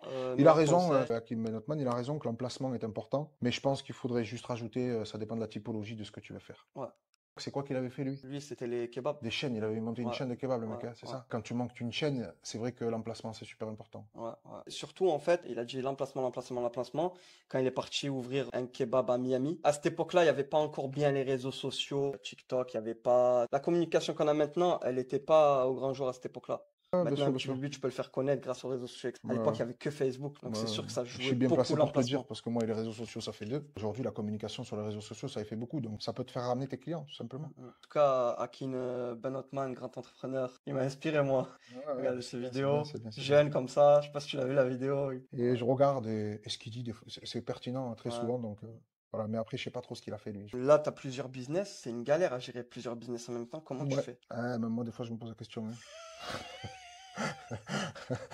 Même moi, des fois, je me pose la question. Hein. C'est pour ça que moi, je dis aux gens, toujours, quand tu as un business, soit tu rachètes ta concurrence, soit tu crées le même business ailleurs, ou alors tu crées des business qui vont venir s'emboîter, tu vois, qui vont se compléter. Quand tu as des business différents, laisse tomber la galère. Moi, j'ai eu des business différents. Tu règles un problème, tu dois régler un autre problème qui a rien à voir. Ça s'arrête jamais. Moi, je suis là avec toi, on est là, on fait une vidéo, on est à Koh Samui. Je suis arrivé depuis hier, j'arrive pas à déconnecter parce que je sais que le truc là-bas, les WhatsApp, les audios répondent. Voilà. Là, je suis en train de faire une vidéo. Le téléphone, il arrête pas de vibrer. Je l'entends, il fait bzzz depuis tout à l'heure, tu vois. Comment gérer des affaires? Je pense qu'il faut avoir beaucoup d'expérience, sans prétention aucune. C'est pas mon genre du tout, mais il faut avoir beaucoup d'expérience. C'est-à-dire que si tu veux développer plusieurs choses, faut pas mettre tous ses œufs dans le même panier. Tout le monde le dit et les gens, ils ont raison. Si à un moment ça flanche et que tu as une transition écologique, par exemple, dans le secteur automobile qui te fait mal au cul, si j'avais pas développé d'autres activités, aujourd'hui, je serais dans la merde de fou. Tu vois, moi, je dis attention à ça. Pas mettre les œufs dans le même panier, ok. Mais pour moi, il faut que tu aies une fondation solide. Ouais, bien sûr, que tu vas pas envoyer partout. Une base, tu es un business. Faut que ton premier business, c'est ton bébé, c'est ta base. Et qu'en plus de ça, grâce à cette compétence-là, quoi qu'il arrive plus tard, tu peux te relancer Tu vois, il est trop faire. À partir de ce business-là, pas mettre ses œufs dans le même panier et faire des petits investissements ailleurs tout à fait, tout à qui fait, tout vont à fait. pas impacter ton C'est pour ça premier que beaucoup de gens business. font de l'immobilier, parce que de l'immobilier, ça ne nécessite Voilà. pas de la masse salariale. Dans la gestion au C'est plus quotidien, du c'est passif. plus simple. Le plus compliqué, c'est de trouver la bonne affaire, de monter ton financement, de passer à l'acte, de trouver le bon locataire. C'est complexe aussi, parce que des fois, le mec, il se barre, il repart, Ouais, tu peux avoir des refaire, problèmes. ça, Mais c'est plus moins simple. complexe que d'avoir en troisième activité un restaurant avec 12 salariés à l'intérieur. Ouais. Hein. C'est pour ça que le meilleur montage, c'est SASU, Holding, SCI. Oui et non. Beaucoup de gens vont te dire, ouais, il faut faire une holding. Holding, c'est un mot de ouf. C'est que dalle, en fait. Ouais, c'est que dalle. Une holding, c'est une une entreprise qui société. détient des parts, en fait, Ouais, d'autres c'est tout. sociétés. Tu es obligé de perdre un peu de temps là-dessus parce que c'est super intéressant. Beaucoup de gens sont dans ce cas-là. Quand tu vas voir la banque, tu veux faire un investissement et qu'ils te demandent de l'apport. Jusqu'à avant que la holding soit démocratisée, qu'est-ce que tu faisais? Il y a 6, 7, 8 ans, le banquier te dit, il me faut 20 000 euros d'apport. Tu viens, tu prends 20 000 euros du compte de l'entreprise qui sont obligés de passer par ta case impôt sur le revenu, donc RSI, impôt sur le revenu, pour les donner au banquier. Donc en fait, c'est 20 000 euros là que tu as pris, mais tu as coûté le double. Ouais, Ok, tu as coûté 40 000. Ouais, ouais. 20 000 tout de suite que tu as pris et 20 000 sur l'année prochaine que tu vas repayer en un revenu et un RSI, d'accord? La holding, c'est démocratisé tout simplement parce que si cette même entreprise appartient à la holding, qui t'appartient toi-même, la holding, tu peux effectivement ouvrir, par exemple, une SCI ou une autre entreprise qui a besoin de trésorerie pour lever du financement. Par la holding, il y a ce qu'on appelle le régime mère-fille. Ta première entreprise qui détient la trésorerie peut faire un virement, je te dis ça vulgairement, sur la holding, bien évidemment contre rémunération, infime, c'est un prêt d'argent que ton entreprise principale fait à la holding, et cette même holding va prêter de l'argent dans ta nouvelle entreprise. Donc ces 20 000 euros, en ayant une holding, tu peux effectivement transvaser avec le régime mère-fille et qui te coûtera zéro, entre guillemets, sans passer par la case impôt sur le revenu, RSI, URSSAF, mes couilles. Voilà. Donc Et la en plus holding, de c'est bien. ça, tu peux récupérer sur les intérêts que tu as. Moi, je conseille. Le problème, c'est que tu n'as pas le choix que de tout mélanger. C'est-à-dire de faire, quand tu fais ta première holding, tu as une société commerciale en bas, tu veux développer, par exemple, dans le secteur immobilier, tu veux investir, tu crées une SCI, et donc tu fais ce régime mère-fille. Faut pas oublier que si tu as une activité commerciale qui ne fonctionne pas, qui a des problèmes, en faisant ce régime-là, tu peux te retrouver avec le cancer partout. Si tu as des problèmes, S'il y a par de exemple, l'abus. non, si tu as un problème, si tu prends le secteur automobile, demain, une transition écologique, tu as mal au cul, que tu n'arrives plus à faire tourner ta boîte, tu peux rien faire, tu ramasses pas d'oseille, des charges que tu n'arrives pas à assumer, tout ça c'est de la dette que tu paieras pas. Donc c'est pas que tu as abusé. L'activité commerciale a fait que ça y est, ça marche plus, t'es mort. Tu te retrouves avec 20 000, 30 000, 100 000, 200 000, 500 000 de dettes, peu importe. C'est des dettes que ta boîte elle doit. Le tribunal de commerce va mandater un liquidateur. Si ce liquidateur, il voit que cette entreprise a servi à envoyer de l'argent aussi, il y a un compte courant dans la holding, il va aller taper dans la holding et aller chercher dans la holding. S'il voit qu'il n'est pas dans la holding, il va faire le même schéma et il va aller chercher dans les entreprises où cet argent est parti pour pouvoir combler la dette d'ici. Et d'un coup, tu te retrouves avec des grosses difficultés. Mais ça, c'est pour un level un peu plus haut. Si on est dans le commencement de l'entrepreneuriat, je conseille de monter une holding. Je conseille d'avoir une activité commerciale et de développer, effectivement, si on veut faire d'autres activités commerciales, de le faire sur la même holding. Dans tous les cas, le banquier ne va pas te laisser d'autres solutions que dans cette même holding développer une SCI ou deux. Mais pas plus, quoi. Si tu veux développer un gros patrimoine, il vaut mieux refaire une holding. Et l'immobilier, qui reste une valeur sûre, même si elle est fiscalisée à fond, le faire sur quelque chose de complètement à part, une autre holding, et ne pas mélanger les torchons et les serviettes. Si tu ouvres une autre holding Ouais. qui n'a rien à voir, tu vas devoir sortir ton argent et tu vas payer de l'impôt. Ah, c'est-à-dire que les premiers investissements, quand ils vont te demander de l'apport, tu vas devoir sortir ton D'apport argent. ou pas d'apport Et le banquier, si tu as deux holdings, une holding pour l'immobilier et une holding pour la partie commerciale, effectivement, dans l'immobilier, on va te demander de l'apport pour lever de la dette. Ouais, mais pas forcément pour lever de la dette. Si tu veux ouvrir un autre commerce, par exemple. Ben alors, monsieur Ayoub, il vient, compte courant, il met dans la holding et de la holding, ça descend. Yes. Si tu as Mais l'argent si tu as cash. sorti ton argent de la première société, du coup, tu vas payer. Voilà, la tu taxe, payes de la flat etc., tax, oh, bien sûr, bien sûr, bien Ouais, sûr, donc bien t'es sûr. perdant. T'es perdant, mais c'est plus sécure. Ah, c'est plus sécure, vraiment. Tu vas payer de l'impôt, de la flat tax. Si tu as gagné de l'argent, tu veux dire, dans tes activités commerciales, pour le réinjecter dans ta deuxième holding, oui. Je répète, ce que je suis en train d'énoncer, c'est plutôt à un gros level. Pour le moment, quand tu développes, pas à prendre en considération. Mais quand tu es déjà à un gros level, où effectivement, il vaut mieux passer par la flat tax ici et investir sûrement dans une nouvelle holding qui n'est pas Après, de ça, légion. c'est le juge qui voit selon l'enquête. Bon, et tout ça, 99% des cas, c'est ce qui se passe. Mais on est sur quelque chose de poussé là, hein, que si tu as une boîte qui pue la merde, en gros, qui a des problèmes, Non, mais je et veux que dire, si la holding a si servi, ce c'est que mort. tu disais arrive, je pense que le juge ne verra pas de la même manière, tu vois. Parce que c'était pas prévu. Tu as prêté pour l'immobilier, puis il y a eu cet imprévu-là, tu as coulé. Crois-moi là-dessus sur mon expérience, ça me bat les S'en couilles. battre les couilles. Ouais, je sais, mais. Ils sont pas là pour faire des sentiments. Un liquidateur, il est rémunéré à l'argent qu'il récupère. Ouais. Donc il fera pas de sentiments. Ouais, S'il peut aller taper dans la holding, aller taper dans le reste, il va y aller. Je comprends très bien ce que tu veux dire. Mais je peux te garantir que dans ce genre de situation, il n'y a ni sentiment, ni rien du tout. S'il n'y a pas d'argent là et qu'il peut aller chercher l'argent ailleurs, il va aller le faire. Donc voilà, si tu peux donner un conseil sur les holdings, avoir une holding, oui, c'est important. Comme tout le reste, il faut bien le suivre, quoi. Tu t'es lancé en import-export, ça fait un petit moment. Ouais. Pourquoi l'import-export? C'est complètement différent du coup. Moi, je suis toujours à la recherche de défis et donc l'import-export est un défi que j'ai voulu me lancer. La Chine, ça fait rêver tout le monde. La Chine est un pays extraordinaire. Et tu m'aurais demandé il y a 3-4 ans en arrière comment c'est la Chine, je t'aurais dit les mecs ils tournent à vélo et ils bouffent des rats. Lorsqu'en fait, la première fois que j'ai débarqué là-bas, j'avais énormément d'appréhension. Je me suis rendu compte que j'ai été ridicule en fait. Il y a une économie de malade, une croissance de fou. Les Chinois, ils protègent leur économie à fond. Ils ont tout compris. Ouais. Tu t'installes pas en Chine si tu es pas là pour créer de la richesse. Ouais. Ils sont dans le turfu. Il n'y a pas de black parce que la fiscalité est beaucoup moindre. Incroyable. Tu payes Pas avec d'espèces. Alipay. Il n'y a pas d'espèces. Mais pourquoi il n'y a pas d'espèces? Il n'y a pas de fiscalité, très peu. Donc les gens, c'est un régal de payer de l'impôt. Chose que je reviens Ils là-dessus, préfèrent les que Irlandais tu les ont payes compris. pas à Il vaut Alipay mieux que en payer espèces. 10% de 1 million que 80% de 100 000, tu vois. Ouais. Ils l'ont bien compris Ouais. qu'en ayant très peu de fiscalité, ils allaient rentrer plus de Et recettes. ils ont ramené plein de sièges sociaux aussi. Tout à fait, ouais. C'est vrai, c'est vrai. Mais la Chine est un pays extraordinaire. C'est pas ce qui a fait que je me suis lancé dans l'import-export, mais c'est ce qui m'a effectivement réconforté. L'import-export, ce qui m'a plu, c'est que, après mon expérience, moi, aujourd'hui, la masse salariale est une grosse problématique pour moi. C'est hein. le plus gros problème d'entrepreneur. Bon. Et l'import-export, il te faut quand même de la masse salariale, mais beaucoup moins qu'un resto, une activité sédentaire et tout ce qui va avec. Mhm. Et l'import-export permet, par exemple, de pouvoir le faire de la Thaïlande. Ouais. De pas Tu être prends un billet à d'avion, point tu vas fixe. négocier avec les fournisseurs. Mais c'est pas facile. Hein. Mm. Là, je suis arrivé hier, j'ai passé une semaine et demie en Chine. Bon, je sens plus mes pieds. Ouais. La Chine, c'est fatigant. Je sens plus mes pieds. Ça, les gens, ils me demandent à chaque fois, je viens, je reste combien de temps? Alors, je leur dis en une semaine, je peux pas tout faire. Non. Je peux rien faire. j'ai Je envie sais de même dire. pas si tu peux faire toute la Chine en une vie. Ouais, c'est Je sais même pas si tu peux le faire. Ouais, c'est immense. J'ai bloqué ma vie pour rester 15 jours là-bas, pour aller me renseigner, nicher et tout, avec un sac à dos, des baskets, en survêt, toute la journée non-stop, 7h du matin, 22h, 23h. Mais je crois que tu peux pas la faire, la Chine, C'est en une immense. vie, tu peux pas. C'est Tu peux immense. pas, c'est pas possible. Ils ont tout compris, en fait. Ils ont été négligés pendant des années Incroyable. par tous les pays occidentaux. C'est eux la plus grande richesse aujourd'hui sur Terre, Et c'est la Chine. pourtant- Hein. C'est eux et qui ont tout compris. pourtant, tout le monde pense que les Chinois sont super intelligents et tout. Même moi, je pensais ça. Et pourtant, le Chinois, il est pas plus intelligent qu'un autre. Et j'ai même envie de te dire, il est pas très débrouillard. Mais c'est un bosseur. Quand tu lui dis un truc à faire, c'est ce qu'il a à faire. Pam, pam, pam, pam, pam, pam, il va faire jusqu'à qu'il va devenir meilleur. C'est un truc de fou. On ne pourra jamais être la Chine. On a été un pays industrialisé, sauf que la différence entre nous et eux, ils ont continué dans l'industrie, ils ont développé l'industrie et leur gouvernement a compris qu'en créant de l'emploi, ils créent de la richesse et donc de la croissance. Ils ont mis un cap il y a fort longtemps là-dedans. Aujourd'hui, c'est les maîtres du monde. T'imagines, c'est pas un truc de fou. Mais Ils là- sont maîtres du monde et c'est des putains de communistes. Mais la T'imagines? France aussi, c'est des communistes cachés. Ah, C'est c'est du pas, communisme c'est pas la même déguisé. chose. En tout cas, tout ça pour dire qu'ils sont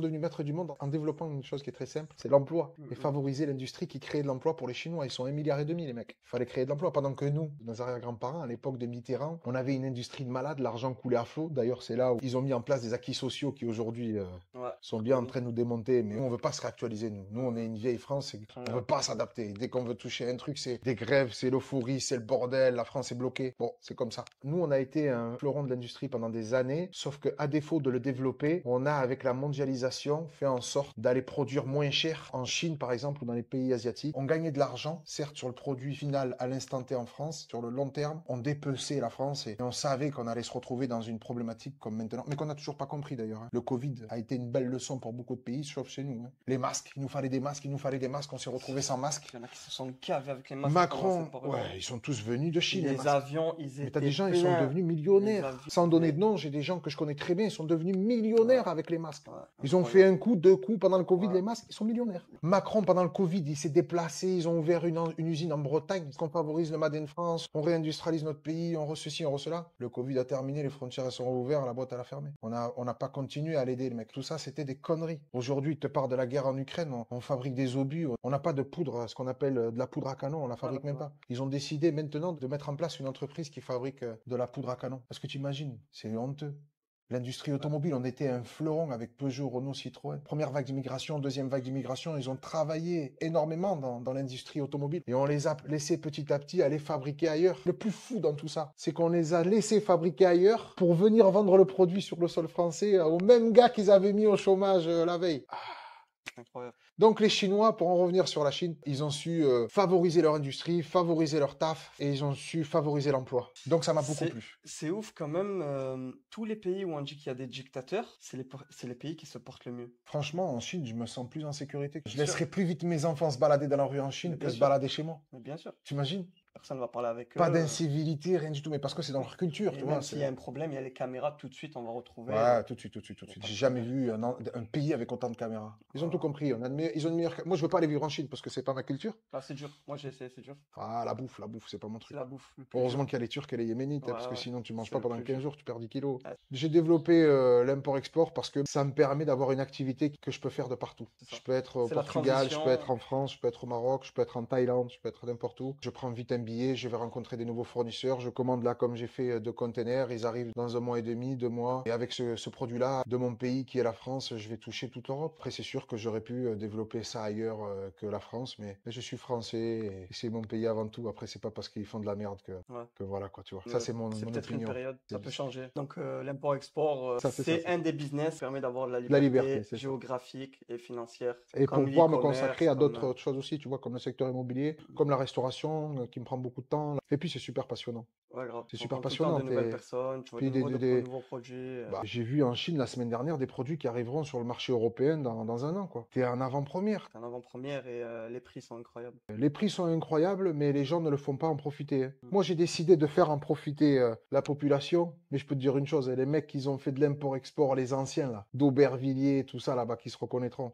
Les mecs qui se sont gavés. Ils ont acheté des produits à faire des fois 10, fois 15 quand on voit les prix. Ouais. La vérité. Même Alors, sur l'argent, c'est bien, AliExpress, hein, hein, tu mais vois la ils différence se même sont sur gavés, les AliExpress. mecs. Faudrait quand même faire en profiter les gens, surtout aujourd'hui, dans le pays où on vit, les gens, c'est dur pour arriver à la fin du mois correctement. Donc, moi, j'ai décidé d'en faire profiter tout le monde de ces prix-là. Ouais. Jouer plutôt sur la volumétrie pour que tout le monde en profite. Et qu'indirectement, tu gagnes ta vie de la même manière aussi, sauf qu'au lieu de vendre 3 produits, tu en as vendu 30, quoi. Ouais, de toute façon, on en reparlera de tout ça Ouais, ouais, bien dans sûr, notre avec vidéo. plaisir. Donc les gars, import-export, c'est comme l'e-commerce, la création de contenu, coaching, c'est comme plusieurs business qui vont te permettre d'être libre géographiquement et financièrement. Tu sais que depuis tout à l'heure, j'avais zappé qu'il y avait une caméra. Oh, il a réussi à mettre devant une caméra. Déjà, avant-dernière question, si tu recommencerais à zéro, qu'est-ce que tu ferais? Je ferais exactement la même chose en ayant exactement le même parcours. Parce que c'est grâce à ce parcours-là qu'aujourd'hui je sais tout ce que je sais et que j'ai appris tout ce que j'ai appris et tout ce qui est là-dedans qui est notre plus grande richesse. C'est vrai, Notre richesse, elle est là et là. c'est vrai. Eh ben, je ferai exactement la même chose. Et qu'est-ce que j'ai galéré, Ayoub? Qu'est-ce Et que j'ai j'ai galéré. Et qu'est-ce que je vais encore galérer? Mais Ouais. c'est ça qui est bon. Moi, je sais que j'ai eu une période Ouais, où faire la j'ai même galéré de ouf, un des business. Les autres, j'ai galéré, mais aujourd'hui, je me Mm. dis, putain, c'était dur, mais ça va. Mais il y a un business où je me dis, bon, complètement la galère. La restauration, Pour par moi, contre, ça si tu fait- me dis un truc que je ne devrais Bah, pas refaire, c'est la Ben, restauration. c'est la restauration. Ah ouais, La ouais, ouais, ça, je restauration le où dis. j'ai galéré, où je le ferai vraiment plus. Si je Ouais, le voilà, fais, c'est c'est tout. vraiment par plaisir. Voilà. J'ai appris beaucoup de choses et aussi j'ai fait beaucoup de contacts. Un prix de malade, quoi, tu vois. C'est énergivore de fou. Je referai exactement la même chose. Je repasserai par la restauration pour comprendre qu'il ne faut pas y mettre les pieds. Ouais, c'est ça, c'est une leçon. En fait, c'est que des leçons. C'est ça, c'est Il y en a ça. qui coûtent cher, en temps ou en argent. Celle-là, t'inquiète, tu vas bien les apprendre. Tu l'as bien payée, mais elle est Ouais, rentrée, c'est tu ça, vois. c'est ça, c'est Et ça. il y a des petites leçons, et c'est comme ça fait C'est ça, partie du c'est jeu. ça. C'est Mm. ça, c'est Mm. rien. L'argent, ça va, ça vient, c'est un flux, c'est comme le sang. Bon, tu referais exactement la même chose, du Complet. coup. Ok. Dernière chose, Vas-y. Ryan, moi, c'est une personne qui m'a énormément plu, qui a une connaissance incroyable. Il y a des choses, tu m'as éclairci sur certains sujets. On n'avait pas la même vision. Moi, je lui disais comme ça. Toi, tu me disais, ouais, mais regarde comme ça, comme ça. Ça peut être pas mal aussi. Et il avait pas tort. J'ai un truc à te proposer. Vas-y. Est-ce que ça t'intéresserait de rejoindre Start Business World, d'apporter ton expertise et tes connaissances à mes abonnés à travers des vidéos? Réexplique-moi. En gros- Tu sais quoi, même devant les gens, vas-y, explique-moi parce que j'ai pas trop le temps. En J'ai pas gros, trop de temps. Ce que j'aimerais, c'est que tu fasses ce que je fais à travers ma chaîne, apporter ton savoir, tes connaissances à travers des vidéos. Transmettre mes expériences, ouais, c'est plaisant. Ben, Ouais. ouais, pas de problème. Si transmettre du savoir, il n'y a aucun souci. Bon, on va peut-être avoir une nouvelle personne dans Start Business World. Les gars, dites-moi en Comment ça commentaire là. Comment ça paye? comment J'encaisse ça ou paye j'encaisse pas? Ah, gratuitement en plus. Comment tu peux- Il a pas mal de connaissances, de savoir. Je serais vraiment ouvert à ça. Dites-moi vous en commentaire les gars si c'est une bonne idée. Ça vous plairait que Ryan du coup rejoigne Start Business World et fasse des vidéos. C'était un plaisir. C'est un plaisir partagé, mon poulet. Et ça fait plaisir aussi que tu sois venu à Koh Samui. Quand tu m'as dit, écoute, viens faire un tour en Thaïlande, et que j'ai vu que je pouvais faire une escale de 3 jours en Thaïlande pour 90 euros. Ouais. j'ai dit, T'es pas de obligé de problème. toute façon. Ah ouais. Tu viens en Chine, t'es obligé de venir en Guangzhou. Guangzhou, Bangkok, 90 euros. Ouais. Et en plus, ça nous permet de pouvoir discuter, de pouvoir, pas de problème, avec grand plaisir. Un dernier mot pour ceux qui nous regardent pour les motiver. La pêche, l'agnac, je vais pas vous dire que ça va être facile, c'est des conneries, mais avec de la persévérance, ça paye. Vraiment, ça paye. Faut pas oublier un truc, vraiment, c'est de faire des choses qui nous plaisent. Pas faire des choses parce que ça rapporte de l'oseille. Parce que là, ça, tu vas te planter, vous allez vous planter direct. Vraiment. Faut que ton business te fasse le moins chier possible. Il Comme n'y a je pas de dis, sous-métier aussi, excuse-moi. Je suis bien obligé de sûr, le dire, il n'y a pas de sous-métier. ton métier, l'argent, c'est Voilà, l'argent. l'argent, Au c'est début, il faut l'argent. prendre tout ce que tu peux prendre, 20 Voilà. euros ou 30 euros. Par la suite, tu verras ce qui est mieux pour toi. Quand tu dis faut faire ce que t'aimes, moi, ce que je dis aux gens, par exemple, si t'aimes le foot et que t'es pas voué à devenir footballeur professionnel, tu peux faire des choses en rapport avec le foot, vendre des produits liés au sport, au foot. Tu peux faire commentateur football maintenant avec YouTube, avec les réseaux sociaux. Tu peux parler de football, tu peux vendre des tableaux, des posters. Tu peux faire tellement de choses autour de ce que t'aimes. Et les gens ne le voient pas forcément. Quand ils aiment quelque chose, ils veulent faire la chose alors qu'ils ne voient pas tout ce qu'il y a autour. Ouais, bien Et sûr. comme je dis, un business, créer plusieurs autres business. Si demain, tu te mets à vendre des frites, pour vendre des frites, il te faut une friteuse. Donc, il faut quelqu'un qui vende des friteuses. Il te faut de l'huile. Il te Ouais, faut bien sûr, des bien sûr. couteaux. Il te faut, tu vois. Donc, Puis on vit il y a dans un plein pays aussi qui de... favorise le développement et l'entrepreneuriat. Bon, après, il te Ouais, tamponne, hein. C'est là où il faut vraiment avoir une bonne connaissance. Mais en France, dans notre pays, l'entrepreneuriat est vachement favorisé. Assez rapidement, tu peux ouvrir une entreprise, assez rapidement, tu peux te lancer. On a toutes les infrastructures qui nous permettent de pouvoir développer sereinement. Pas sereinement, mais qui permettent de pouvoir développer et de mettre en place des choses. Parce que on a quand même des bons côtés. ouais. Je répète, on est très mal géré, mais on est un très beau pays. Donc voilà, non, non, beaucoup de courage. Il n'y a pas de sous-métier. Et foncez, vraiment. Ouais. Pas avoir peur des impôts et faire. T'imagines? Ils ont réussi à nous marteler qu'on devait avoir peur des impôts. Ouais. C'est un truc de fou. Sur ce, les gars, j'espère que cette vidéo vous a plu. N'hésitez pas à mettre des likes, des commentaires si vous avez des questions, à partager. Et surtout, si t'es pas abonné, abonne-toi, bien sûr. À vous de jouer. Commentaires, là, c'est-à-dire, ils vont commencer à nous tailler, là, c'est ça? Exactement. Ah ouais. Tu m'as mis dedans, toi. C'est ça. Ah, taillez pas trop, hein. Moi, j'ai rien fait, hein. Tu vas t'apercevoir que ceux qui taillent, eh ben, c'est ceux qui connaissent rien. Ouais, mais il faut de tout pour faire un monde, pas trop. Allez, ciao, ciao, les gars.